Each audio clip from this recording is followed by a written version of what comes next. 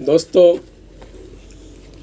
राष्ट्रपिता महात्मा गांधी एक ऐसी कहानी है जो अभी तक चले आ रही है। आपकी शख्सियत, आपकी व्यक्ति आज पूरी दुनिया को मुतासिर करती है। अहिंसा का पाठ पढ़ाने वाले मोहनदास करमचंद गांधी की ज़िंदगी में कई उतार चढ़ाव आए, कई लोग आए, कई शख्सियतें गई, कई लोगों ने अपना योगदान दिया। लेकिन आज मैं आपको उन लोगों के बारे में बताऊंगा जिन्होंने मोहनदास करमचंद गांधी को महात्मा बनाने में अपना बहुमूल्य योगदान दिया। कैसे मुसलमान थे जिन्होंने अपना तन मन धन सब कुछ निछावर कर दिया।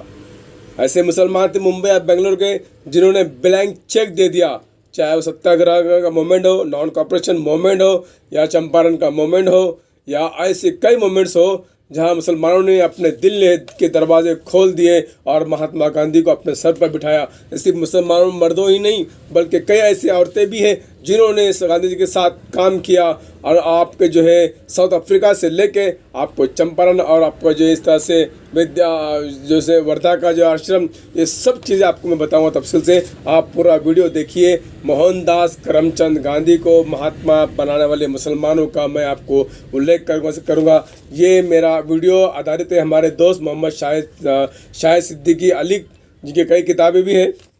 उनका ये लेख आया था महात्मा गांधी के 2 अक्टूबर को उनके जयंती की मुनासिबत से।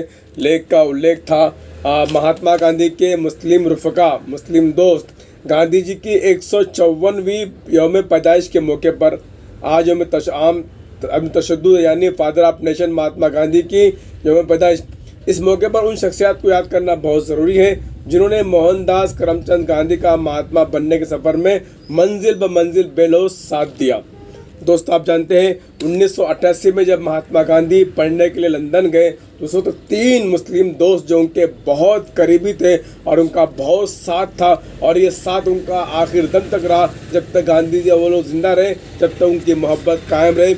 उनमें तो एक नाम था इल्म फिरासत के पैकर अली इमाम, दूसरे नाम था हसन इमाम, गालिबन दोनों भाई थे, और तीसरा बहुत बड़ा नाम है जिनका स्वतंत्र संग्राम में भारत की तहरीक आज़ादी में बहुत बड़ा योगदान है, वो थे मौलाना मजरुल हक। ये 3 लोग लंदन में महात्मा गांधी के साथ में रहते थे, उनसे बहुत अच्छी दोस्ती थी, कई बातें विचार होते थे। इसी के साथ मैं आपको आता हूँ कि जब गांधी जी भारत लौटे तालीम हासिल करके और फिर उन्हें साउथ अफ्रीका जाना था, वहाँ पे जो वंशवाद था, वहाँ जो गोरे कालों का जो भेदभाव था, वहाँ जो ऊंच नीच का जो था उसका केस लड़ने के लिए या उसमें वहाँ समझने के लिए, और एक गुजरात के बहुत बड़े ताजिर थे, बहुत बड़े व्यापारी थे जिनका नाम इसमें लिखा हुआ है ताजिर सेठ दादा अब्दुल्ला हाजी आदम ज़वेरी। ये वो शख्स हैं जितने महात्मा गांधी को साउथ अफ्रीका बुलाया, अपना केस लड़ने के लिए दिया। और ये उसी तरह से और एक 1982 ये 1992 की बात है, मुकदमा लड़ने के लिए उन्होंने बुलाया था, जहां दादा अब्दुल्ला की क़यादत में गांधी जी ने नस्ल हमलों के खिलाफ मुसलसल तहरीक चलाई। केस मुकदमा तो इनका हो गया था दादा सेठ का, लेकिन वहाँ जो नस्ली तशद्दुद चलता था उसके लिए गांधी जी ने वहाँ पर जो काम शुरू किया उसमें इस ताजिर ने, दादा अब्दुल्ला ने अपना बहुत बड़ा योगदान दिया। सिर्फ वो अकेले उसमें नहीं थे, उसमें और एक नाम आगे आता है जो उनका साथ देते थे, उनका नाम था हाजी उमर जवेरी। ये लोगों ने वहाँ उनको पूरा कोऑपरेट किया, पूरा साथ दिया। और इसी के साथ जो है हर मुश्किल में 1915 में गांधी जब जनूब अफ्रीका से हिंदुस्तान लवारिद हुए तो उनके साथ इमाम अब्दुल कादिर बावजीर माँ ख़ानदान के चले आए। ये बहुत एक्सपर्ट थे प्रिंटिंग के अंदर, प्रिंटिंग में उनका कोई उस वक्त इनका अपना लोहा मनवाते थे। ये गांधी जी की मोहब्बत में, मोहनदास करमचंद की मोहब्बत में वो अपना सब कारोबार सब कुछ छोड़ के इनके साथ चले आए और साबरमती आश्रम में जो प्रिंटिंग प्रेस काम किया गया था उसके इंचार्ज बने। वहाँ उन्होंने सब कुछ काम किया, जितना लिटरेचर फैला उसमें बहुत बड़ा हाथ जो है इमाम अब्दुल कादिर बावजीर उनकी फैमिली का था। और इस तरह से आप आइए, जब अफ्रीका में सत्याग्रह कामयाब हो गई और चंपारण सत्याग्रह तहरीक 10 अप्रैल 1917 को जब पटना जब पहुँचे चंपारण सत्याग्रह करने के लिए, तो उस वक्त के हमारे पहले राष्ट्रपति राजेंद्र प्रसाद उनके घर पे जाके उनको ठहरना था, लेकिन राजेंद्र प्रसाद जी कहीं बाहर गए हुए थे तो राजकुमार शुक्ला के साथ वो अपने वहाँ पर गए, लेकिन उनकी गैर मौजूदगी में देखिए ये जो मानसिकता है, ऊंच नीच की जो छूछात की जो मानसिकता है, तो उनके नौकरों ने वर्ण व्यवस्था के चलते महात्मा गांधी को राजकुमार शुक्ला को वहाँ ठहरने नहीं दिया। अब वो तो आ गए थे सत्याग्रह करने के लिए, अब क्या करें, कहाँ ठहरे। तो वही दो जो लंदन में उनके साथ थे, मौलाना मजरुल हक साहब, तो उनको जब इत्तला मिली, गांधी जी ने उनको इत्तला भेजी कि हम यहाँ पे आए हुए हैं और हमारा ठहरने का बंदोबस्त करो, तो मजरुल हक साहब ने उनको अपने घर पे बुलाया और पूरा उनका व्यवस्था की और हर तरह से उनका साथ दिया। और सिर्फ साथ नहीं दिया बल्कि सब चीज़ उनको, सिकंदर मंजिल उस घर का नाम था जहाँ महात्मा गांधी और राजकुमार शुक्ला ठहरे थे, जो सत्याग्रह चंपारण में तहरीक शुरू थी उसके लिए गए थे। अब आगे आइए, चंपारण सत्याग्रह चल रहा था, बहुत जोरों पर था, लोग साथ नहीं दे रहे थे, लोग साथ नहीं आए थे। उस वक्त के किसान नेता जो बहुत बड़े नेता थे, जिनका नाम था रहबर शेख गुलाब और पीर मोहम्मद मोनिस, ये दो किसान नेता थे उस वक्त के, बड़े धाकड़ नेता और जड़ बड़ा उनका दबदबा था। उन्होंने महात्मा गांधी का साथ दिया और पूरा अपना सहयोग दिया। इसी के साथ और देखा एक और घटना होती है, जब मोतीहारी नील, जब मोतीहारी में जो नील के बागात थे, वहाँ के मालिक ने महात्मा गांधी को और उनके दोस्तों को खाने की दावत दी। देखिए किस तरह से ये बदमाशा करते। महात्मा गांधी पे कई हमले हुए, कई बार उन्हें जहर देने की कोशिश की गई, उसमें ये कोशिश ये भी है।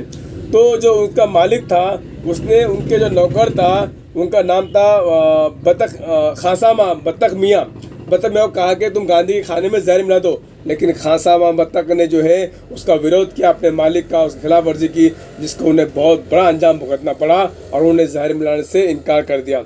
इसी तरह अब आइए बरतानी हुकाम ने 18 मार्च 1919 को रोलेट एक्ट पास किया, नाफिज कर दिया, जिसके खिलाफ गांधी जी ने पूरा आंदोलन चलाया।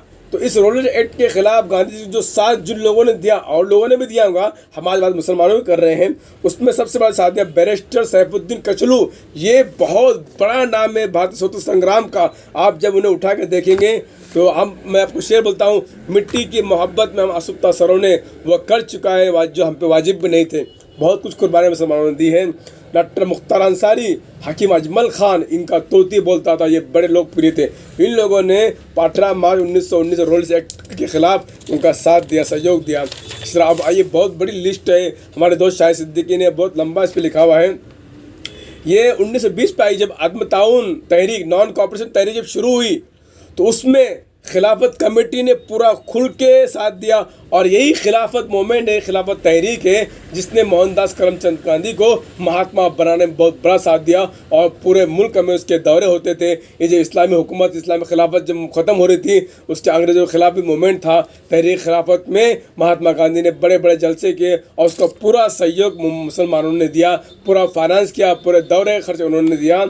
और इसमें जो साथ दिया, अब्दुल बारी फरंगी महली, अली बिरादरान, मोहम्मद अली जौहर, शौकत अली और उनकी वालिदा आबादी बेगम और बेगम अमजदी बेगम अहलिया अली जौहर, इन लोगों ने भी उनका साथ दिया। और आइए जब अदम ताउन और खिलाफत जैसी कौमी तहरीक के लिए, इसमें दो लोगों का मैं जिक्र करूँगा जिन्होंने गांधी जी के लिए, उनके काम के लिए, राष्ट्रीय काम के लिए अपना सब कुछ निछावर कर दिया था। मोहम्मद उमर सुबहानी, मुंबई, उस वक्त का मुंबई था, और हाजी उस्मान सेठ बेंगलोर। इन दो लोगों ने अपना खूब चंदा दिया गांधी जी को मूवमेंट के लिए, और अपने ब्लैंक चेक दे दिए, कहा जितनी रकम चाहे आप भर लीजिए, जितना चाहे लिख लीजिए। इसी तरह उस्मान सेठ ने पंडित जवाहरलाल नेहरू और अली ब्रदर्स को जेवरात, नकदी, खाली चेक दे दिए। चुनाचे मोहम्मद उमर सुबहानी को महात्मा गांधी ने स्टेज मैनेजर कहा था, और खान अब्दुल गफ्फार और इसी तरह जो है हाजी उस्मान सेठ कांग्रेस के कैश बैग कहलाते थे। ये कांग्रेस वाले जो है आज मुसलमानों के योगदान को भूल जाते हैं, मुसलमानों को नाम लेना पसंद करते हैं। आज़ादी का अमृत महोत्सव मनाया जाता, जो शुरू में जो पोस्टर लॉन्च किया कांग्रेस ने, उसमें मौलाना आज़ाद का कहीं फोटो नहीं था, जबकि मौलाना आज़ाद 2 मरतबा कांग्रेस के सदर रह चुके थे। और कांग्रेस के मुसलमानों ने अपना क्या कुछ नहीं दिया, ये आपको 2 उदाहरण दिए। दोस्तों इसमें बहुत से नाम है। और जब स्वदेशी तहरीक शुरू हुई तो गांधी जी के बोलने पर मुंबई के मुसलमानों ने अपने बड़े बड़े एजेंसी, जो बाहर की एजेंसी थी, कपड़ों की एजेंसी थी, मिल थी, सब कुछ था, वो धड़ाधड़ वापस कर दिए। और गांधी जी ने जो वाह क्या गांधी जी वाह, और सारे वो गुजराती मारवाड़ सिंधियों ने वो पूरे एजेंसी ले ली। और बेचारा मुसलमान साथ ये अपनों की देख औरों की अयारी भी देख, दामन को ज़रा देख। हम खून की किस्तें तो कई अदा कर चुके, लेकिन ए खाक के वतन कर्ज अदा क्यों नहीं होता। इसी तरह एक और शेर, सर कटा दिया मगर सर झुकाया नहीं, हमने ज़मीर ज़र्फ़ का सौदा नहीं किया। दोस्तों लहू बोलता भी ये किताब भी बड़ी महत्वपूर्ण है, जिसमें मुसलमानों का योगदान के बारे में बताया गया है। आप मेरा वीडियो ज़रूर लाइक करें, शेयर करें, और ये बहुत बड़ी ऐतिहासिक डॉक्यूमेंट्री है, हम आगे भी पेश करेंगे। शुक्रिया दोस्तों।